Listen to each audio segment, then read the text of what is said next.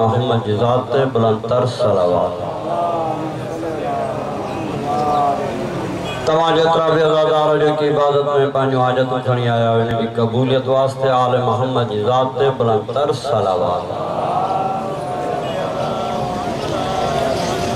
अज़ीज़ान गिरामी आवाज़ारो मुसव्वर गम फ़ख्र सादात परे कर कही आयल मेहमान ज़ाकिर अहल बैत सैयद सजाद हुसैन जा मेंबर ते मौजूद हैं। 40 मिनटन की इबादत कंदा उन खां बाद अल्लामा मोहम्मद इरफान रज़ा पंजाब ज़िक्र आले मोहम्मद कंदा। एक ज़रूरी ऐलान है सालियाना मजलिस अज़ा 15 सफ़र गोट साबुल खान जागीरानी लगो मांग स्टाफ हीराकोट रोड मौलाना मंजूर हुसैन सोलंकी साहब ज़ाकिर सैयद तोकी रज़ा शाह मौलाना अता हुसैन बलावी मौलाना शेख वजीर हुसैन तुराबी ज़ाकिर शाहिद हुसैन कायजा ज़ाकिर सैयद जब्बार शाह मौलाना कारी खैर मोहम्मद मौलाना साजिद अली ज़ाकिर जिनसार अली ज़ाकिर नियाज अली मजलिस अज़ा के खिताब कंदा 15 सफ़र गोट साबुल खान जागीरानी में।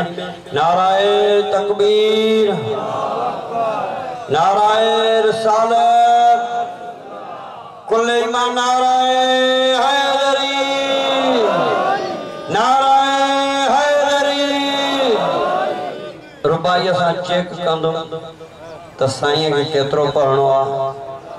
साईं फयाज़ शाह बाबा सिंह गदा हुसैन शाह चवंदो हुयो मरहूम मौला दर्जात बुलंद करे चवंदो नाले वठण जी ज़रूरत कान्हे लानत के पाण ई ख़बर पवंदी आहे मूंखे काॾे वञिणो आहे। मां साईं जे लफ़्ज़नि खे पंहिंजी रुबाई में पढ़ंदुसि। लानत पाण ई थी पंहिंजा हक़दार ॻोल्हे त पोइ असां छा करियूं। लानत पाण ई थी ॻोल्हे पंहिंजा हक़दार त असां छा करियूं। सॼी खुदाई थी करे बेशुमार त पोइ असां छा करियूं। मौला अलीअ खे पाण सुम्हारियो मोहम्मद बिस्तर ते तवारनि जे नसीब में हुई ज़ार त पोइ असां छा करियूं। नाराए हैदरी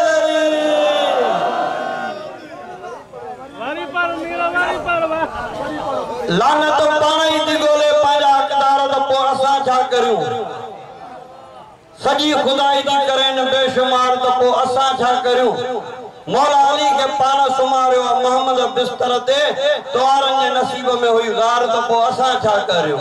नाराए हैदरी मुसव्वर गम ज़ाकिर अहल बैत सैयद सजाद हुसैन शाह बर मोहम्मद वाले मोहम्मद बुलंदतर सलावत।